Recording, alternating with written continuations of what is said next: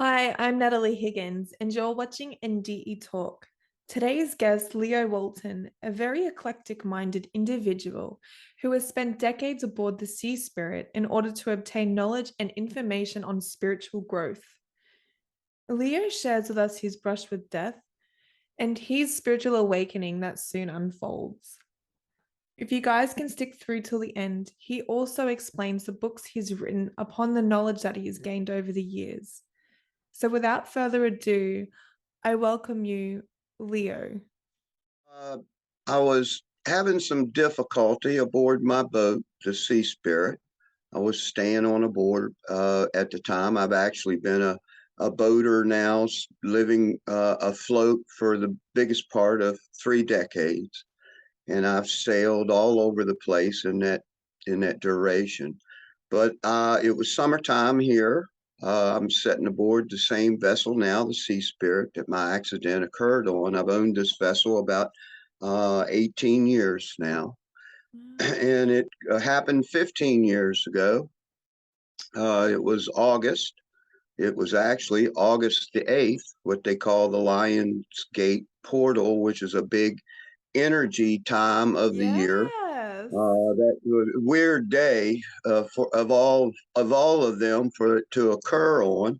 But we were going through a real hot period here on the Chesapeake Bay, and the temperatures were getting up to 100 degrees a day. And I was having an air conditioning issue cutting off in the middle of the night.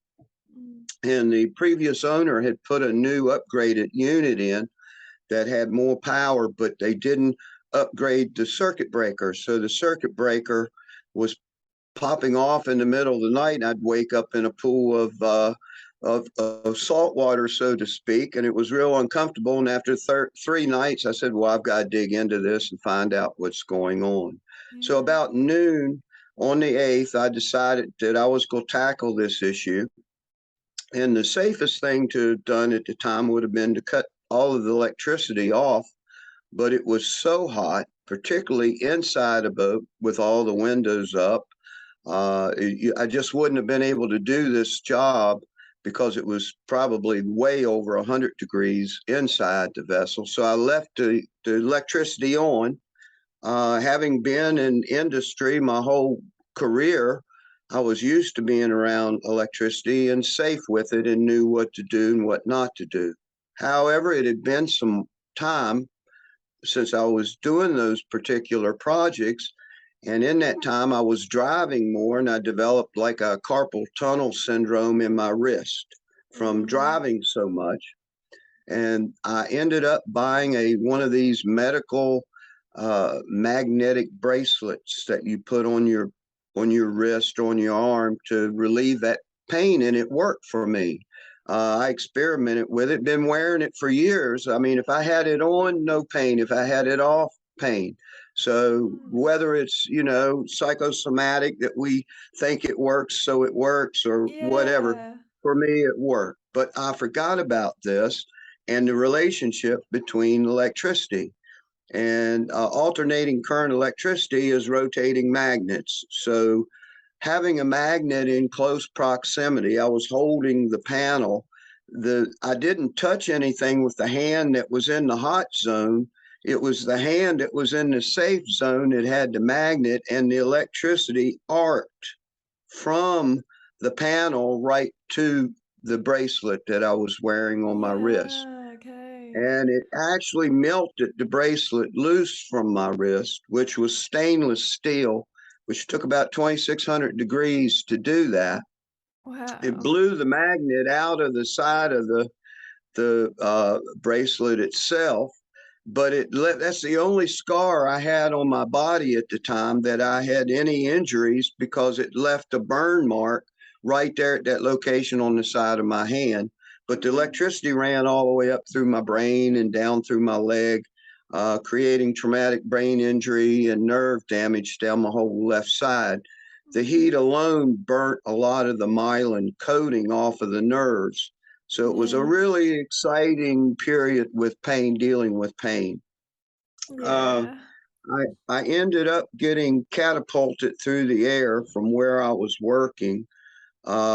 I went unconscious for an unknown period of time. It was, like I said, it was like noontime when I was working on it. But when I came to, uh, it was pitch darkness. So it had to have been after 9 o'clock that night, Mm. before it could have gotten dark inside. So I'd been out a good while, and it was a real violent awakening. I had a really big, large breath, like if you were drowning or been holding your breath a long time. It was that kind of breath, like you're trying to suck all the air out of the room.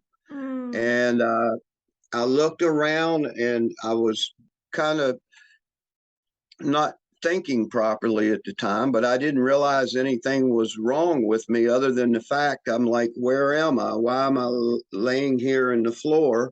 And I look around, I see this black object next to me, and it was my cat's water bowl. And that, I measured it later. I did a little, being a forensics investigator, I did a little forensics investigation of my own accident. So my head actually traveled. Yeah, I Awesome. had to do it.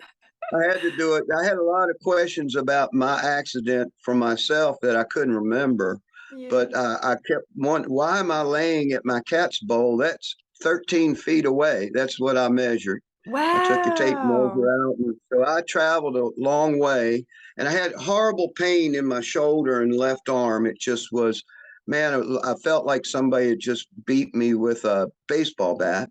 I bet. And I went back unconscious again.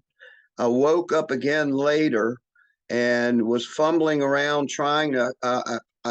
For some reason, a flashlight ended up traveling with me. I don't know how it got so far.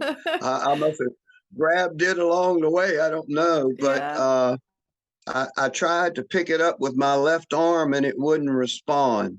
I couldn't hold it for some reason. I couldn't understand, but I put the flashlight in my mouth so I could see to get Yeah. up. But I was really, really tired, and I managed to drag myself to bed.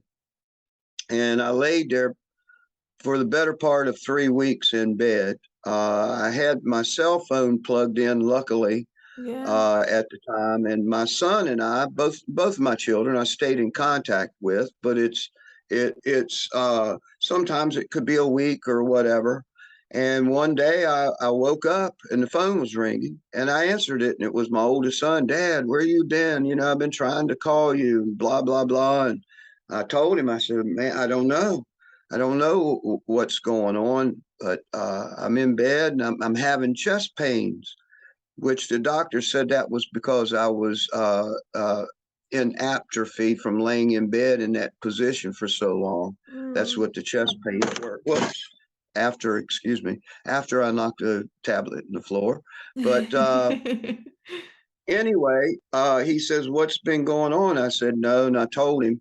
So he went and got his mother, which luckily for me, put her through college to get her nursing degree. So she worked at a hospital in Newport News, and the two of them got together. She went to the emergency room and got a heart monitor from the hospital. And her and my son came down here to my boat, climbed on board where I was in the bed, and came and checked me out. They found out my heart was strong. I wasn't having any heart condition, but they want me to go to the emergency room. Mm. My wife and I at the time had separated. We Yeah. weren't divorced. We'd separated, so she wasn't there with me at the time. And uh, I ended up calling her, and she took me to the emergency room to get treatment. Uh, because of our circumstances at the time, this was a couple years before the great crash, the economic crash, and this was in '07, a year before '08. So I was in the business I was in is a luxury business, and we actually felt that crash coming before, because my business revenue had dropped down after 15 years of business going up, up, up. All of a Mm. sudden, my business is going down, down, down, but Mm. everybody's was in that business. Yeah. But so we had to cut some expenses, and one of those was health insurance. Oh, So I'd had health insurance for years, very expensive in the US. I was paying about $1,000 a month for insurance for the two of us.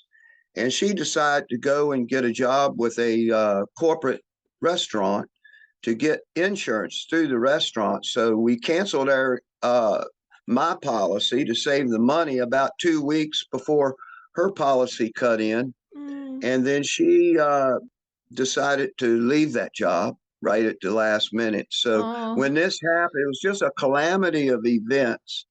So I yeah, ended up with no hospital insurance. And in America, yes, they'll give you emergency treatment, keep you alive. And once they test you and say, okay, you're breathing on your own, see you later. yeah. So they asked me to leave and I came back home. But the doctor had two words of advice for me. He said, Leo, you've definitely had something, you've got an injury. And he says, I'm going to give you two words of advice. He says, one, don't get divorced. Two, don't go buy a new house. Well, I didn't buy the new house, but the next day, my wife tells me, she says, uh, I'm not going to stop. She says, I'm tired of repeating myself because my short term memory was just erased from my brain. I had no Mm, short term memory. I would speak to people and they would answer a question that I asked them. Then I would ask them the same question, maybe once or twice again, because yeah, I couldn't remember what they said. It was that bad. yeah. Uh, but anyway, so she left. She says, I'm not going to spend the rest of my life with a retard and repeating myself. I'm not going to live that way. Like I said, we were already separated. I was trying to work us into reuniting, but she had other plans. And the economics at the time, and then a serious injury like this, I don't think she could quite handle that on her plate. But anyway, Mm, better for me. It was yeah. difficult at that time. I had difficulty walking, talking, reading. It took me a year to learn to read. I could see the words and recognize the words and pronounce them, but I couldn't put them together in a sentence. That part of my brain just didn't function anymore. Mm, And I was always an avid reader. I used to read 3 or 4 books at a time. I mean, I'd have a book in each room. I went through periods where I would read 3,000 to 5,000 pages a month. wow, And that's so fantastic. that was a lot of reading. Yeah, I used to empty libraries of information on topics that ADD thing, you got to know every detail. So that's why I Yeah. got into forensics investigation because I'm just an information seeking type person. I might Now have that to I'm pick your 20, brain a little bit, Leo. well, good luck. But anyway, life went into a different realm for me at the time. It was dealing with a lot of pain, a lot of losses. Uh, since I had actually shifted my business. I'd gone into a mortgage loan business. I had trained with a friend of mine. It was starting her own mortgage company. So I'd gone through the training with them and I'd also purchased a boat brokerage here at the local marina. So while my business was going down, I was adding other business and opportunities to it to kind of fill up the gaps economically. Yeah. But but anyway, what happened with the boat brokerage is I couldn't read my own contracts.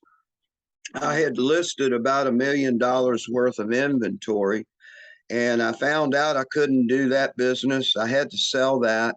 My business, my consultant business, I was the only person in that, and it was not something you could really sell at the time. So that business would, I just had to close the doors on it after 15 years. So I Mm, lost all of my means of procuring uh,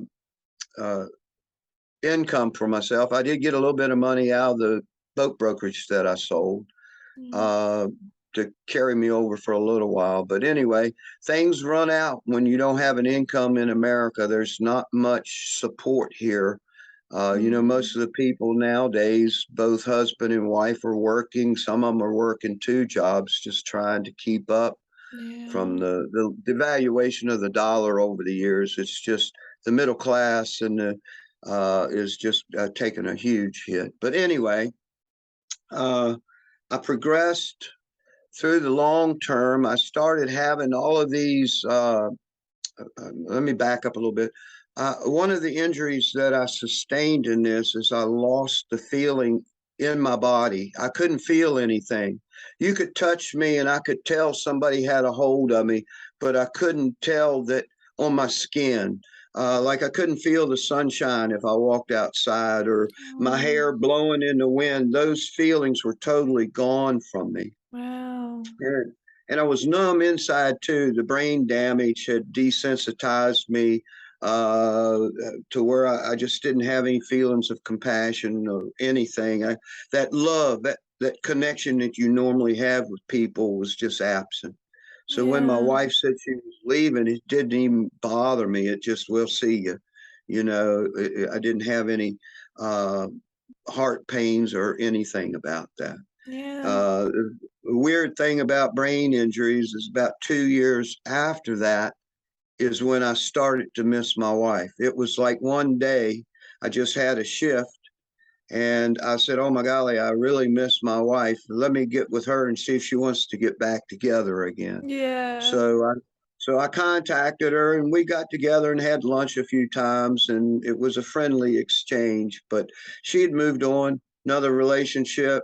Here I'm still struggling every possible way in the world.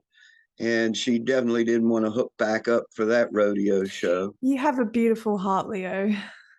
Oh, well, thank you. Yeah. But anyhow, it's a strong heart, they tell me at least. Yeah. Yeah, but I'm still here. Yeah. My life changed drastically. I lost everything, my marriage, my business, the means of taking care of myself. I got behind on my mortgage on my vessel, got behind on the mortgage at the marina. I ended up having to sell my car to pay my marina to keep from getting kicked out of here. So any day I'm like, I'm going to be homeless. I was watching everything deteriorate. I was doing everything I could to resolve money, close out storage, everything to cut expenses. And I struggled and struggled and struggled. I really didn't want to, I went through denial. I really didn't want to file with Social Security for a disability. I even filed, and then I get a letter from them where they never received the paperwork back from me, so they were closing my case, and I'm happy with that. Go ahead. I'm done with it. And then I got to thinking, no, well, I did file that paperwork. What's going on? But anyway, my memory was so bad. They were correct. Mm. I had taken a letter. I went through everything. I had filed a letter, but I never filed it with them. So, like I said, I had difficulty reading. And so it was lots of confusion. I was writing bad checks at the bank. I couldn't add up my account to see how much money was in there. I got called into the bank and said, "You bad boy, we're going to cut you off. You got to make this payment back," things of Mm. that. And so it was just a real negative period in my life. I had to train myself on my own to learn to read and write and talk. I had Tourette's and I had a real cussing issue. Yeah. It was amazing. Every other word was a cuss word, and it just poured out of me. And I dealt a lot in the professional world, and a lot of the customers I dealt with were female. So Mm. I had trained myself over the years to never ever cuss in conversations in professional life, but I just couldn't help it. It came out of it, just flowed. It was like that was my new logarithm, was see how much you can cuss today, and Can I I would see say the, something, Leo? Can I just pause yeah, and say you haven't got that right now as you talk? So I wonder if having this experience on the Lions portal and all this energy coming out of you, maybe you had to have this experience to shed spiritually, because I feel like there's like Do you know what I mean? Like the cussing could Yeah. even in a way be all this negative energy just getting out. And because you sound great right now.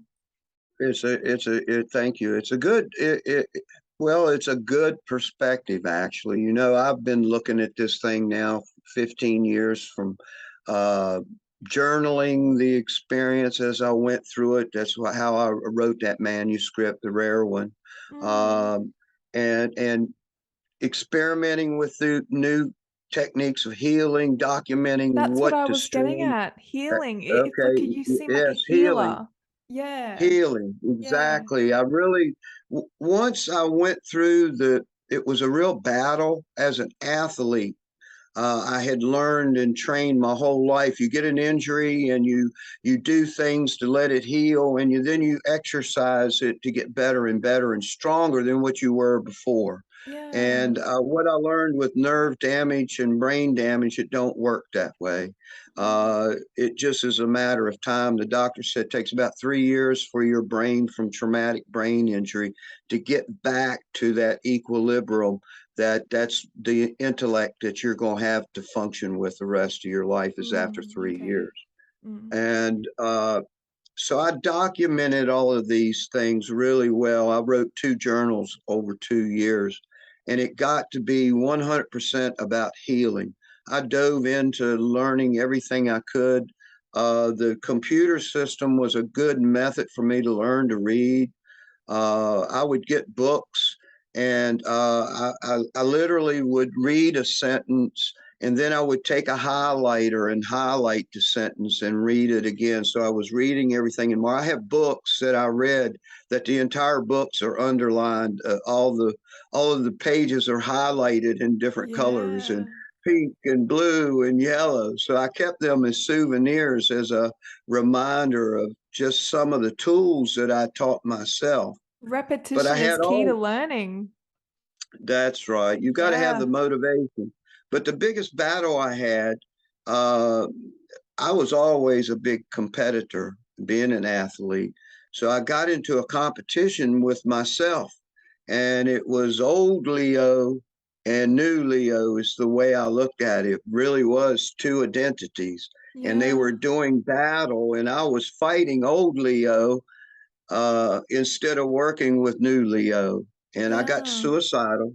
Mm, About 18 months in, I had deteriorated to the point, uh, literally, I lost my license. The state confiscated my license, so I couldn't drive. So I lost. Here I am, really crippled, and I can't walk very good, and had to train all that. So now I'm on a bicycle. So I couldn't even hold the handlebars with my left hand because my left arm was so weak and unfunctional. yeah. So I literally rode the bicycle for nearly a year as my main transportation. But in hindsight, it really made me strong. I got a little trailer. I went to the store, and I still do that now. I still love riding the bicycle and going to the grocery store and getting some groceries and coming back and everything. So it made me a lot better. But once I accepted the fact that I couldn't return to who I was before, Mm, and I said, you know, this is an opportunity that I have the first time in my life have control over who I want to be.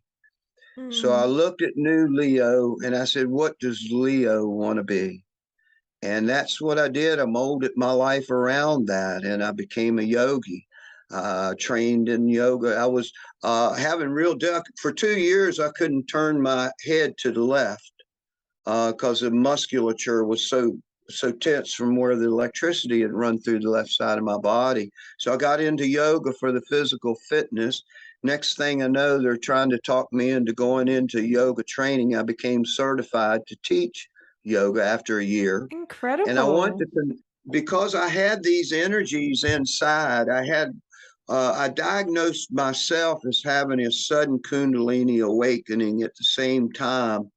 Uh, uh, and my research revealed that in the Hindu system with the Kundalini and the Buddha system, that does occur. that people's lives are actually saved sometimes by this Kundalini energy. And I believe that's what happened. I believe it activated inside my body, which ran up through my spine, which started me breathing again. That's Wow. the best I can put together after 15 years of looking at this thing on a really regular basis and Yeah. putting all the dots together, doing all the research in the Vedic systems and the Egyptian. I've really looked at philosophies from every different avenue, every religion, and I learned a lot about them. And I kind of uh, borrowed their tools, whatever it was I could get out of it. But the Vedic system, I really connected to that because Mm. it's laid out really well on how to go about doing this, how to meditate, how to do this, how to get better at that, how to move those energies around. And Yeah, because how I to had this eat, how to road, exercise, when to sleep, the circadian all rhythms, all of that. Yeah. and I learned. I actually got invited by IONS in 2014, the local branch, Neil Him, what a wonderful gentleman that is. They're lucky to have that a genius of a man. He was nominated for the Nobel Prize. So it's the only person I've ever had a relationship that's had those kind of accolades. Yeah. But anyway, Neil invited me to come to Edgar Casey's ARE in Virginia Beach and do a lecture there on my NDE. And he also said, because he learned I was doing pyramid research, that's one of the gifts that happened with me is all of a sudden I could see energy type things. I had at the time I I had neighbors and they had a little girl, and I used to read to their kids because I was learning to read. So I would read to the children and try and get them involved in reading as I was recovering from this. And one of the books I was reading from her on was, and she was like in fourth grade. Okay, so she was young, and at this time, and I was telling them about the pyramids. So I'd given them all, and I was into the pyramid research at the time. So I was trying to tell them. But anyway, she goes to school one day. She comes back and she has this book with her, and it's a book on pyramids. And ironically, one day of the school year in the fourth grade, they actually teach the children about ancient Egypt. They don't teach Yeah. them much anymore, but that's when they did it. So she was excited because she came back with this book about pyramids and she sat there and showed it to me. And when I looked at this great pyramid that she was showing me the image of, I could see this energy surrounding the pyramid. And it was like a rainbow of energy, like an ankh, the ankh Wow. shape was all Yeah. around. And I asked her, I said, Rain, I said, I see energy coming off of that picture. Do you see it? And she looked and no, Leo, I can't see that. Okay. I said, well, it just must be me. But you remember that movie, Close Encounters of the Of the Third Kind? third, fifth kind, something like that. Yeah, I've Yeah, seen that. Yeah. yeah, where he became the mashed potato man. You remember he kept building them out now. So all of a sudden, I became the mashed potato man, and I couldn't get this image of the Great Pyramid with this energy coming out of it out of my mind, and I just became obsessed with it. And I now have three books that's going to come out from that research that Yeah. came from that. And I'm anxious to get into that because I just came back to the US. I've been traveling abroad the last 3 years, been in 9 different countries. So Yeah. coming back there, all of my research was locked up in storage. I'd put it there for safekeeping. So I've got my hands on it now. Fantastic. Heidi Grant. Yes, Heidi Grant, my new British wife. Oh, We just spent 9 weeks in Egypt going over all of my theories. So I really wanted to put together the pyramid theories after I'd done my physical examinations, my forensics and research on the pyramids yeah. themselves. So that's done. So I'm ready to write now. And all my theories, I didn't really have to modify much. What happened is my theories were kind of located mostly at the Giza Plateau. But what has happened now is my theories have broadened and grown to cover the geography of the entire Old Kingdom in Egypt. It's all Yeah. interrelated. Yeah, So I'm interested to know. Yeah. Yeah. I'm so anxious to get that's going to be my premier writing. That's what got me going in all this. But I Yeah. ended up, once I finished with the yoga, I still had these rogue energies that were taking me over. It would lock me up. I would have like seizures, and I'd end up in the floor in these weird Yeah, I've positions and seen stuff. that when some people would meditate, they would have this energy flow that would just go from the tail of the spine up to the spine, and they'd be like Exactly. shaking, and yeah. Uh, that the main goal, yoga was invented by these sages watching people have these kundalini experiences and all of these postures they were in. They created yoga from that because they figured they could use yoga to train the body to get all of the energy systems working, all everything lubricated, the immune system. People don't realize that our blood system, we have like 1.5 liters of blood, but our immune system is like 3 times that amount of volume of fluid, and it's a white clear fluid that runs through our system that carries all the electricity. And Mm, there's no heart to pump that, and it's our mm, lymphatic system. That's why they want you to do all these, in yoga, all these postures and everything. It's to squeeze all these lymph glands that we've got located throughout our body. It excretes that so that it goes into your liver, so that the toxins, so they get trapped in there. So yoga works that through. So it gets everything moving and working. So the energy in your body, it flows like a conduit.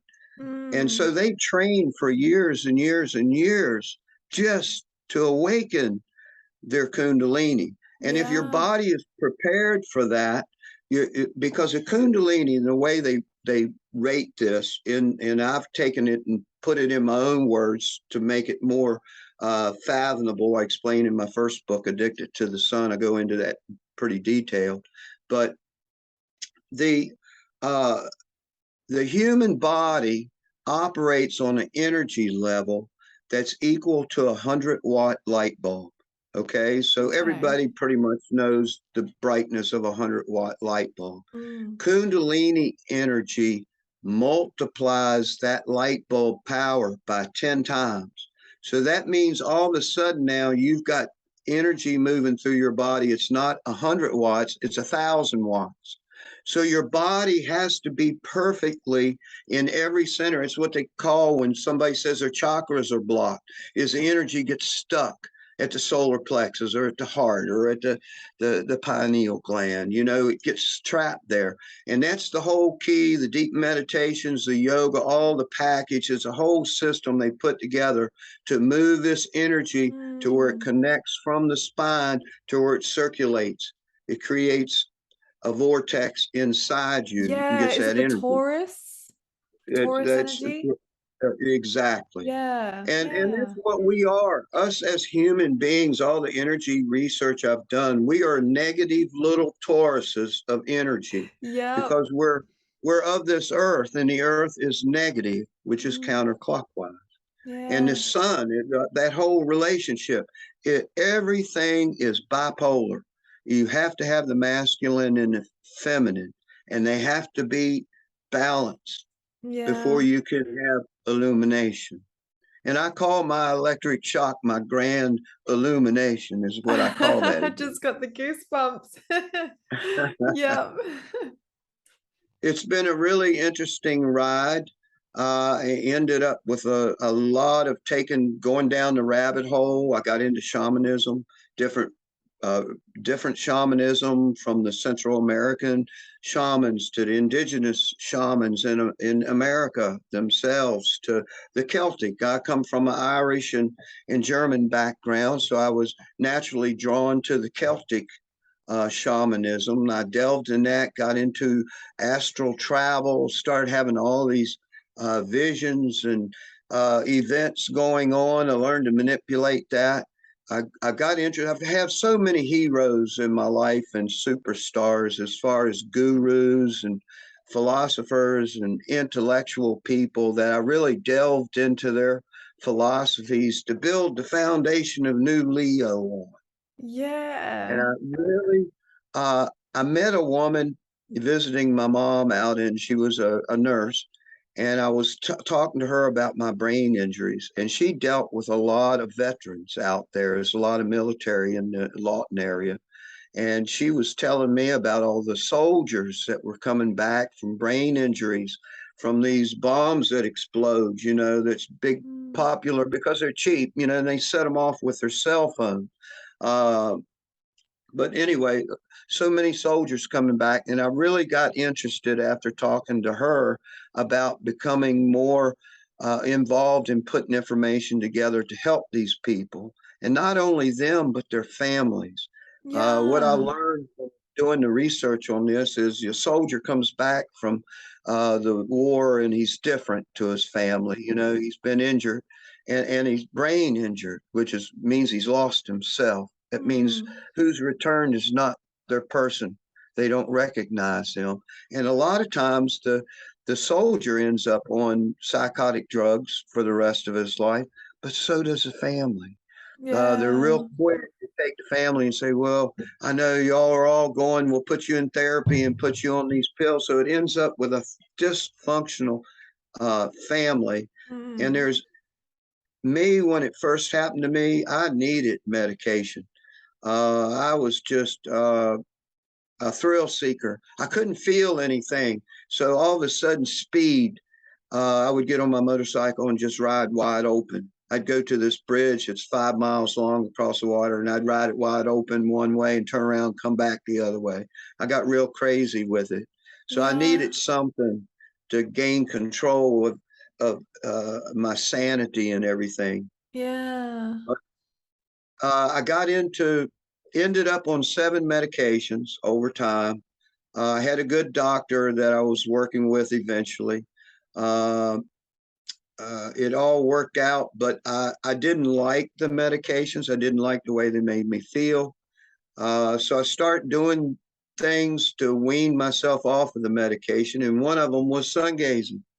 I delved into the sun gazing, which is Surya Yoga. I learned of it from uh, delving into yoga, Yeah. and I learned that there were Indians right now. The Jainism branch of Indian is a Surya Yoga branch of yoga, and I learned of a guru there that had done research for 25 years and put this program together, the HRM protocol. I actually forwarded it to you. Yeah. Living in Yeah. sunlight, I used that And yeah, volume. and I literally have always gazed at the sun just because I thought, like I told you, remember? I don't know why I do Yeah. it. And so I'm interested to learn from you.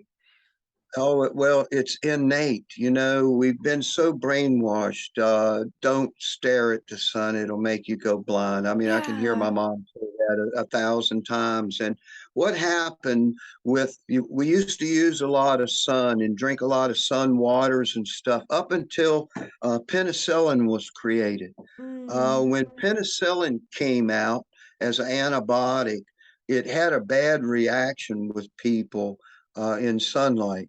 So Mm. that's when the first move became in the medical industry to remove people from the sunlight. Instead of trying to heal with the sun, we go give you this medicine and you can't be in the sun. Be afraid of it. It causes skin cancer. Put this product with all these chemicals Yeah. on I it. never The use large, sunscreen, never. me either. No. No, it's good thing. They have Largest, carcinogens in them. I don't want to use oh my that. God. That Yeah. is where cancer is coming from. Yeah. Uh, the skin is the largest organ on our body, and anything you put on it is absorbed directly into the body. So Yeah. you put something poison on the skin, it's going in the skin and Yeah. go into your organs and throughout your system. It's just the way it works. But Yeah. uh, so the sun gazing thing, Uh, I ended up over a period of time, it probably took me a year and a half to eventually get off of all 7 medications, Mm. but it just changed my life. The yoga, the sun gazing. I became an alchemist. I started creating ionic colloidal silvers, which is a natural antibiotic. I created ionic colloidal gold and copper. So I experimented with all these. I make my own toothpaste, make my own deodorant. So it really became natural. I created Yeah.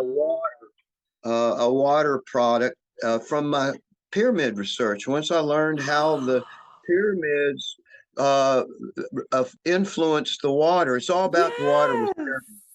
Wherever Yes. there's pyramids, there's going to be water somewhere close by. Yeah, I've learnt Okay. about this. Yep, Yeah, yep. that's right. So I said, why is water in pyramids? And I learned that Lake Maurice, which is 50 miles away from Giza, was actually what fed the water to the Great Pyramid. And I've had all that confirmed with this satellite archaeology where they go underground and can track the tunnels, beneath the ground.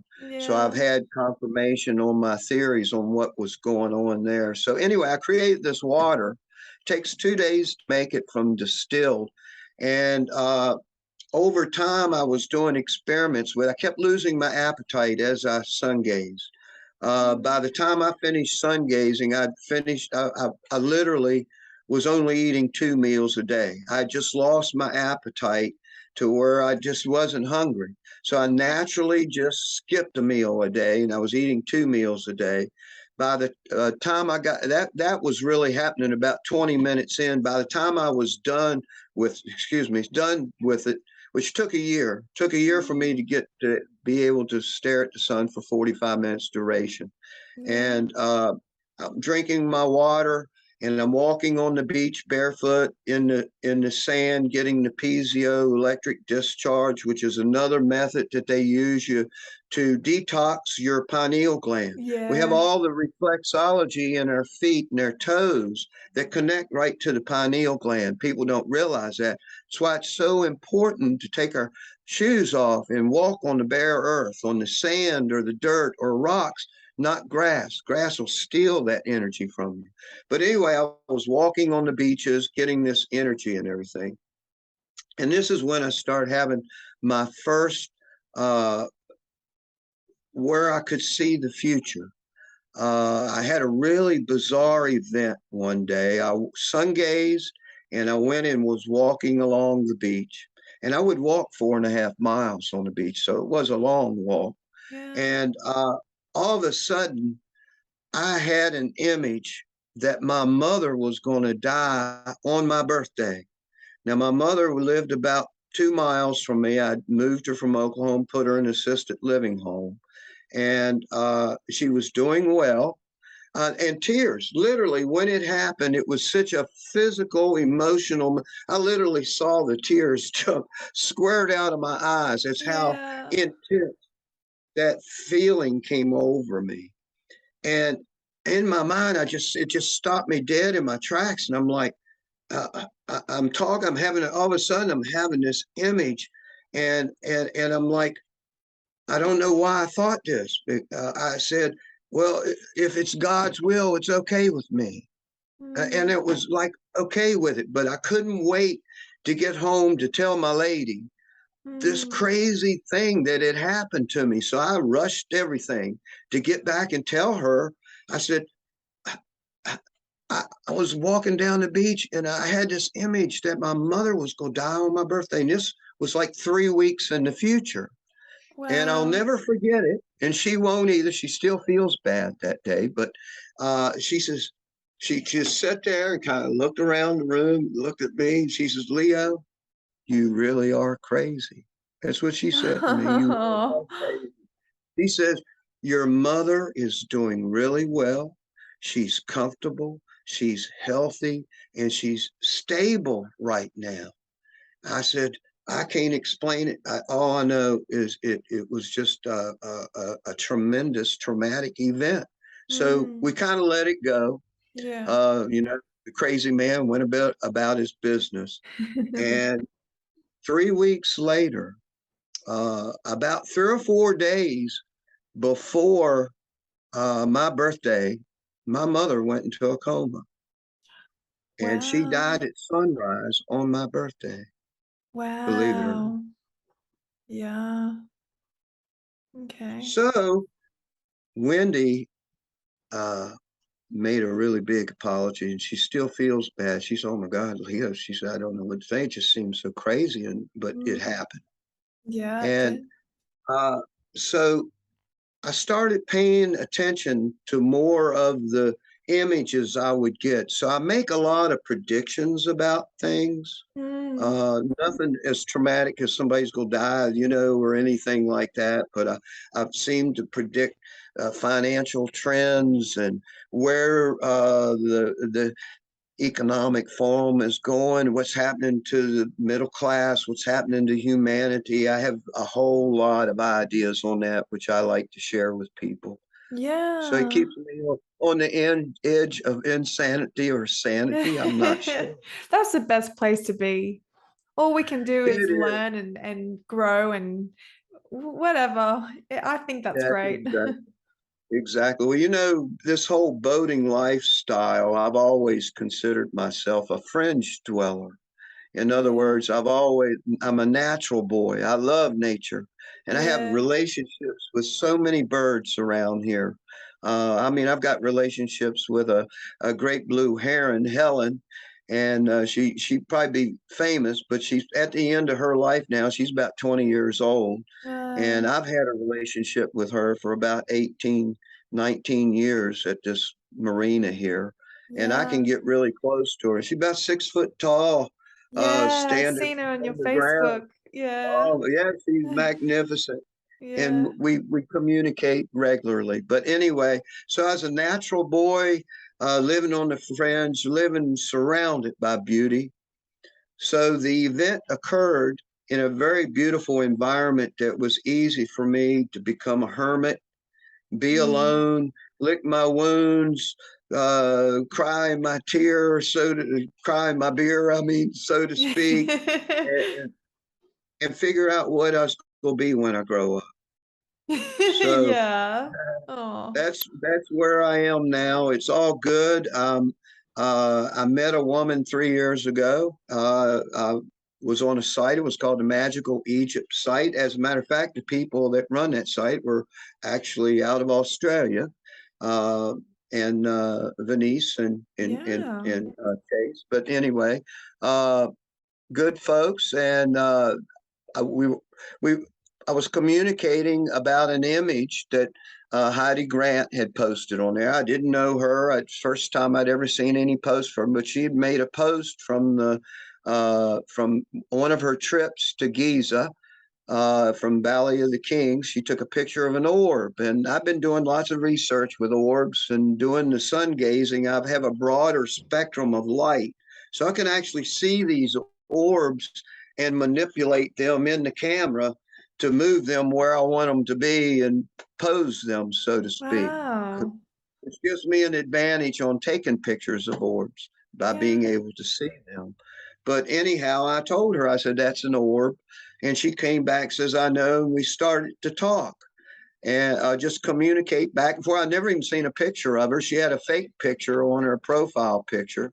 So I didn't even know what she looked like or where she was from or anything. And we just started talking. And 3 months later, I guess you could say, we had our first date, which we went to India together, was our first date. I met Wow. Heidi the first time in Heathrow Airport in London, and we went to India together, and I fell in love. I just head over heels, and we've been Oh, together ever since. And we that's got so married last beautiful. year. Yeah, we got married last year on top of the Glastonbury tour, which is the heart chakra of the world. Wow. And where Because I is moved that? all that's in London, in U UK. UK. It's in Yeah, southern Glastonbury. UK. Yep. Look up the Glastonbury tour. Send you some Yeah, information. yes, please. But it's a mountain, and all that's left on it is like a church cathedral on top of the mountain, but it's a really energetic center. And with Yeah. all of these energies that I've been experiencing, the bioenergies, I really got interested in the energy of the earth and how it Yeah. functions and energy of the cosmos.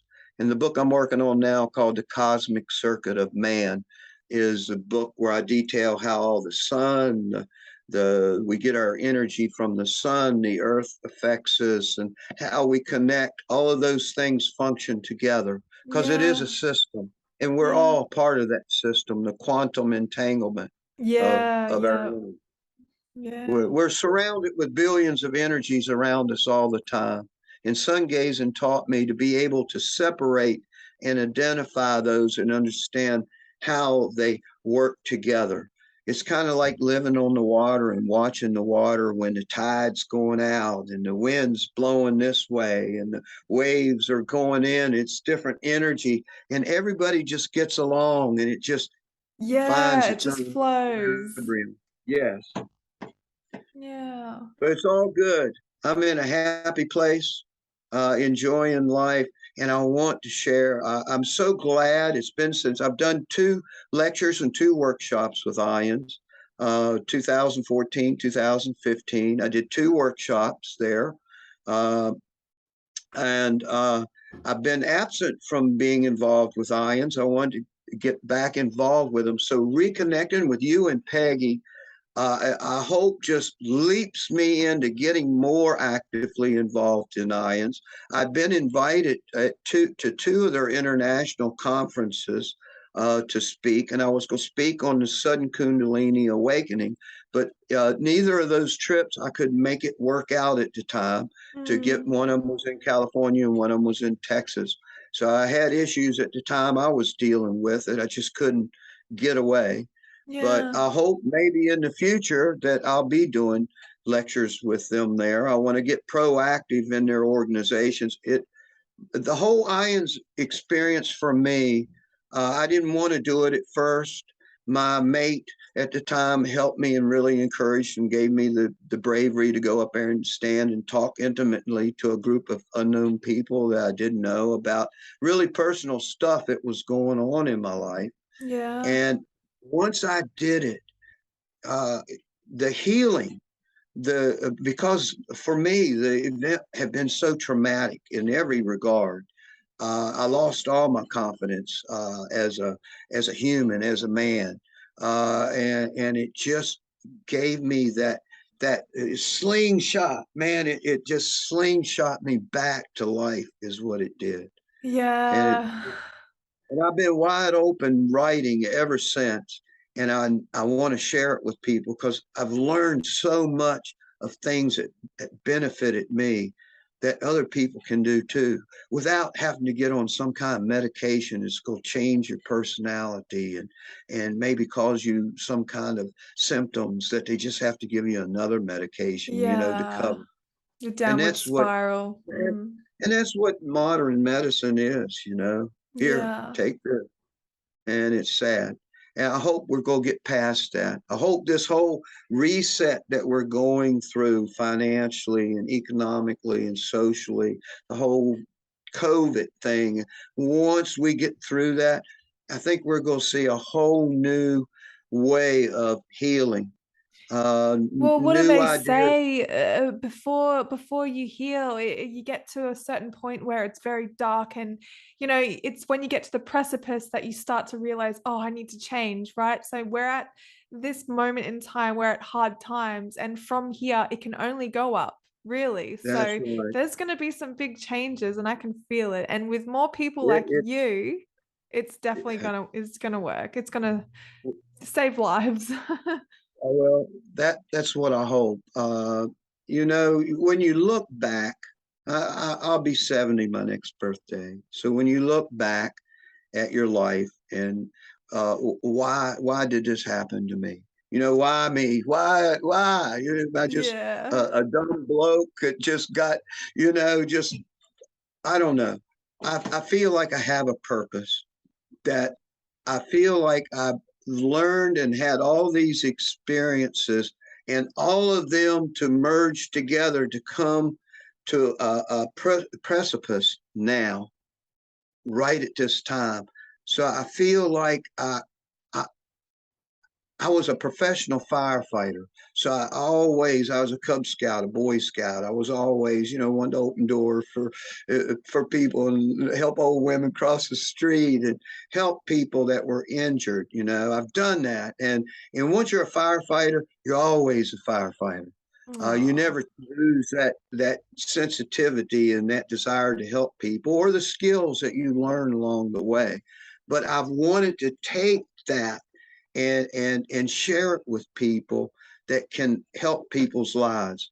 I mean, entire families are destroyed when one person has something like this, an event happen. Even if they have no physical events, a near death experience for them changes them. And if you change, the people around you, their perspective of you changes. And I learned this the hard way. Uh, when I had my traumatic brain injury, I did all the research on it, and they claimed that within 1 year, this is what the medical community was selling at this time. It mm, said within 1 year that you will find that you have lost 90% of all your friends. And I think that that is a pretty fair average. I yeah, think for me, because of how I lived and because of my aggressiveness and my cussing, I think I lost 95% of my friends in a year. yeah, And it was, yeah, I wanted to change myself. People kept, I talked to them, they'd start doing this, and I'm like, yeah, cussing and saying that every time I would have a conversation with somebody, I go back and I'd have that conversation 100 times with myself. What did I say wrong? What did I do? How could I improve that? Why did I make this person feel that way? Where I started even changing my own physical appearance. I started dyeing my hair red, dyeing my hair blonde, my beard red, shaving it off. I mean, I want to change. I, I was working to be new Leah, uh, yeah. and, and I want to present it in every way. So it's really was a difficult but a very empowering time. And if I could snap my fingers, go back in time, have my successful business, my successful, happy marriage, everything that I had at the time, I would refuse in a heartbeat. I Wow. want to stay right where I'm at. I like the path I'm on. I like who I've become, and I just feel like I'm here to maybe be a signpost. You know, go look Yeah, over there. Go look over there, and yeah. and try and just at least help people find some information and some support in areas that they're having difficulty with. It's so You've much of it changed out my there. life. You just your perspective on life is just so bright and bubbly, and it just your energy just comes straight through my screen. Like you're incredible. You're such a blessing, and I'm so glad to have been able to connect with you. Oh, well, thank you very much. I'm looking forward to working with you. And Yeah. continued, I would like to see maybe eventually a series of these Oh, you're coming videos. back. I want to know about the Kundalini awakening. I want to know more about your healing. I want to know more about the pyramids. Like, you've got to come back. We got to work together. This will be great. We're going to do it definitely. I'm Yeah. enjoying it. I'm so happy to have reunited with the Ions family.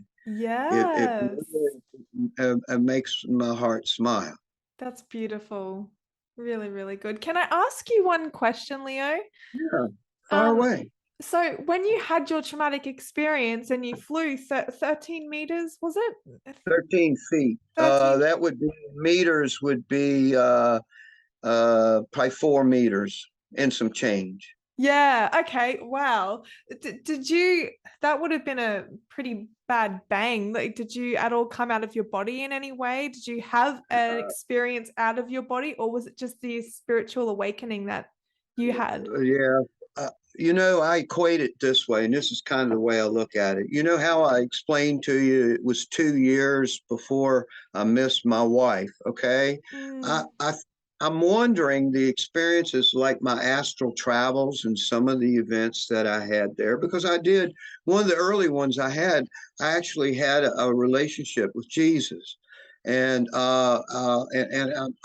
not, I wasn't a Christian, wasn't a super religious person or anything like that at the time. But that event, I ended up, I was in it was like an institutionalized room. It was all white, like I don't know, hospital or a jail or I don't know, but Yeah. it was a white room. All the seating was wooden benches, and I'm sitting there looking around the room, and in comes this person, and he's dressed in a white, filthy. He's filthy robe, white robe. He's got long hair and a beard, and he's all scraggly, and he's real depressed. His posture, he's looking at the floor. I said, "That's Jesus." And he comes and he sits across the room from me. He doesn't look at me. He's still looking at the floor, and, and and I could see he had blue eyes, and I've got blue eyes, and it was like the only color in the room was his blue eyes. Everything was just white except Yeah. for his eyes, and I could see him. He had this piercing stare at the floor, and he just started to mumble, and Mm. I'm sitting there. I'm not engaged with him. I mean, it's a bizarre thing. Even in a vision, it's a bizarre thing that you encounter Jesus, for crying out loud, you know. Yeah. And he starts saying, he says, "I'm so tired of being Jesus. I'm so tired of this Jesus." And he cradled his hands on his hands like this, and just sat there like this for a moment. And he got up and walked away. And Wow. that experience just blew me away. I couldn't understand it. And even in the book, when I detail it in the book, I said, I tried to relate how that was, why I was there, why I was having this interaction with Jesus. And it was like, was that me? Was that showing me who I was? And Jesus was reflecting who I was? Wow. Or was Jesus reflecting? I don't know. It Yeah. Like you saw very bizarre. yourself in him, and it was the old Yeah, you not wanting to be the old you. yeah, Right? exactly. Yeah. Yeah, Yeah. goosebumps. But Yeah, same. I mean, when you have those kind of events, you know, you already, when you have a brain injury, feel like, you're having so many people treat you differently that you're Mm. already saying, am I crazy? Am I, you know, you really start to doubt your actions and stuff like that. Anyway, so I'm wondering, and this is my forensics brain working here. Since I lost all of the pathways to attach to short term memory, I wonder if, as my brain was healing, a Yeah. year and a half out or 2 years out, I started having these visions. I'm wondering if maybe some of the pathways had got to my memories that were there that I Yeah. just couldn't contact, that I was starting to see at that period of time. And Mm. I've thought about that a lot. Uh, Yeah. but you never know. How do you measure that? I mean, Yeah. this whole near death experience thing, ever since Moody came out with that book in the 70s about it, Yeah. it's taken off. And all of my research is into the after effects. It's been 15 years. And Yeah. I know who I was, and I know who I am now, and all of the things and the gifts that I've had. And Yeah. this book I'm writing currently, I learned uh, pretty recently about how it connected to the ancient pharaohs in Egypt. They Yeah, literally right. used to perform rituals on these pharaohs to see if they were pharaoh material, where they would seal them up in a sarcophagus for 8 minutes and suffocate them. And they Mm. call it the Osiris rites. And they would do this festival periodically after the Pharaoh was chosen, and he would go through it again.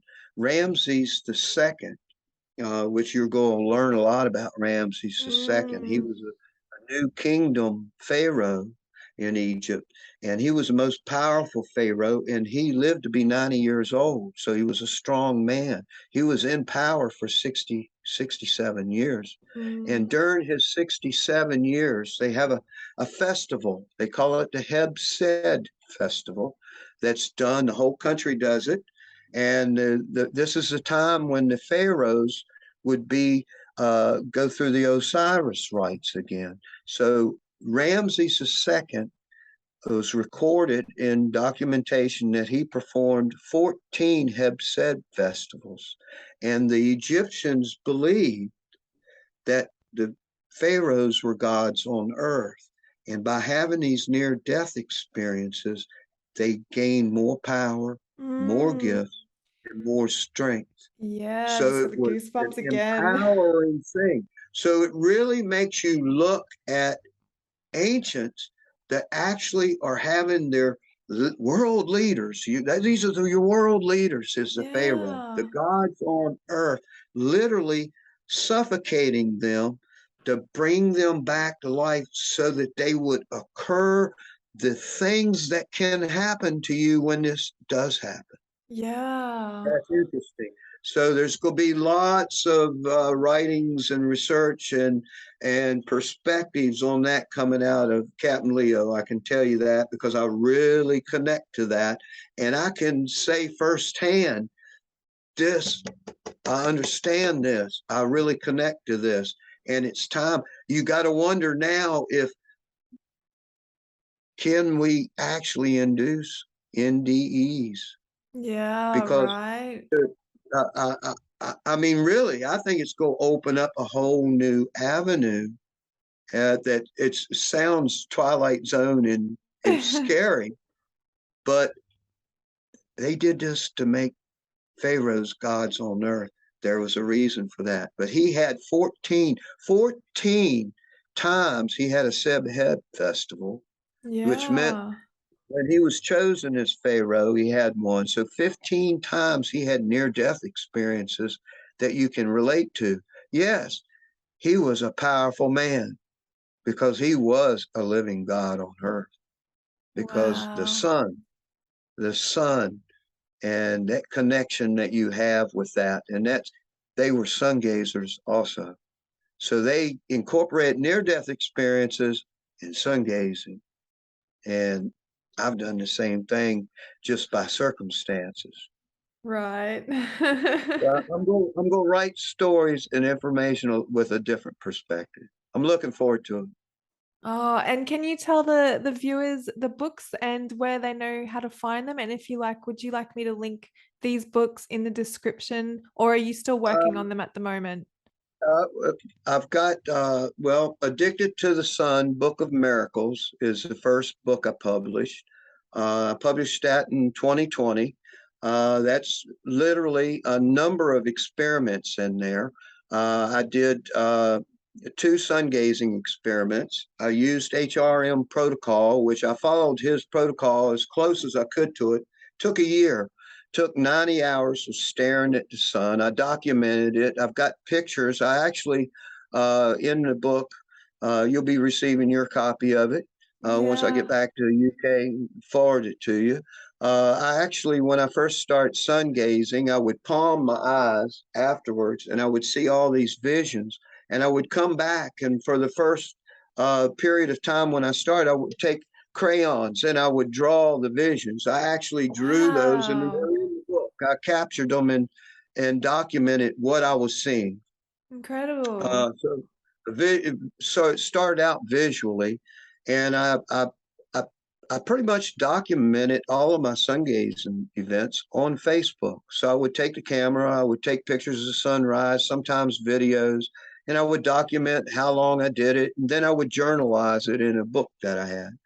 And I did the second experiment after I completed Hira's experiment. Hira's HRM, Hira Ratan Manik.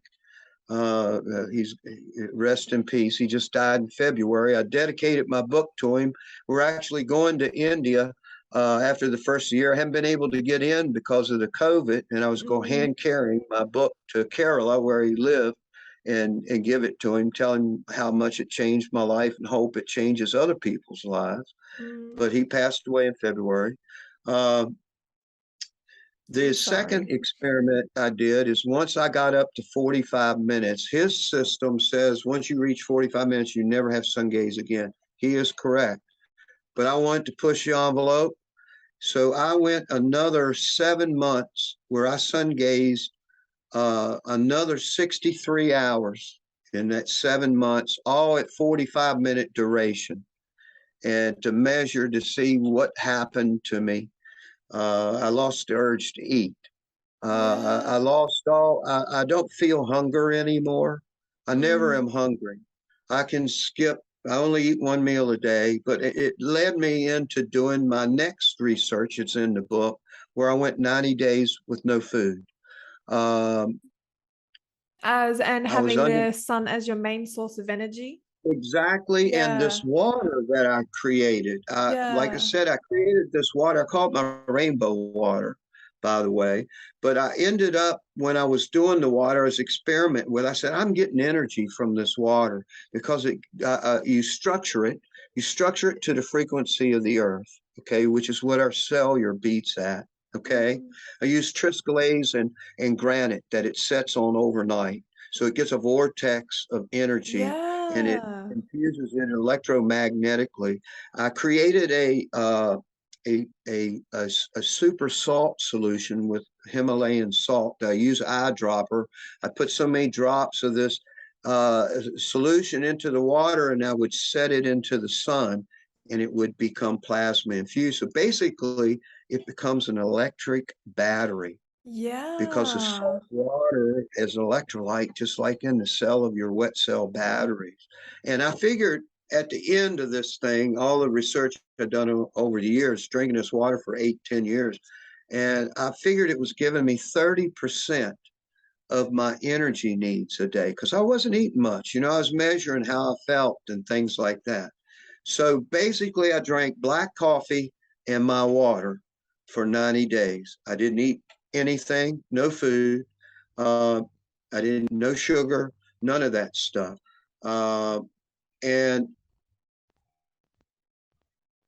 it was an amazing experience, but I document that in the book. I'm getting long winded here and tell the whole book.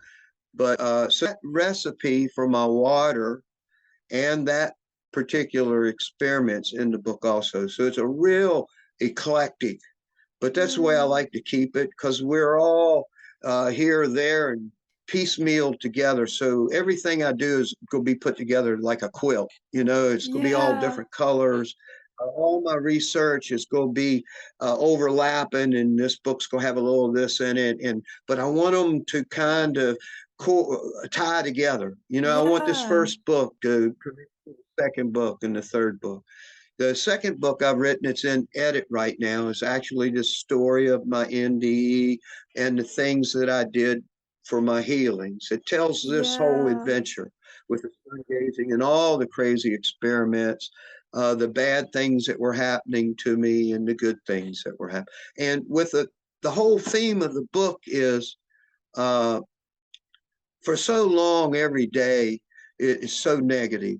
You know, you're losing everything, losing yourself. And when you have a brain injury, uh, for weeks and weeks, you're getting worse every day. Because with me, because of the electricity, you kill so many brain cells immediately, but you damage so many billion brain cells from electricity, and they're Mm. dying at a normal rate. So every day, you actually see yourself getting dumber and dumber and dumber and dumber. So it's a hard to really get motivated and turned around to see that you're not losing ground and going to die.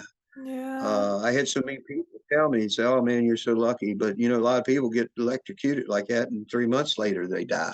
Well, Exactly. 15 years wrong, so it's good. But anyway, that book, the rare one, is the one that tells the story, And I started writing poetry, another gift I had. I started writing poetry. I ended up with about 150 poems, and it was called, that book was called Reflections from the Salt Ponds. But as I wrote this journal and put it together in a book and would look at my poems, I said, man, so many of my poems I wrote at this time during my journey, at this time during my journey. And so it really, not only did I journal all the events in real time, but I documented them in poetry. So I Yeah. decided to incorporate the two books, and I took 80 poems and sifted through them and went back and I put the poems throughout the book that I wrote these poems during those times, that my mind at that time is what wrote that. During these circumstances is when that poem was written. That's So it's an fantastic. interesting concept. Yeah, Yeah. it's a. I don't know if anybody's ever done anything like that. So it's a new approach. But anyway, that's what you're going to get when you read that manuscript. I'm excited, very excited.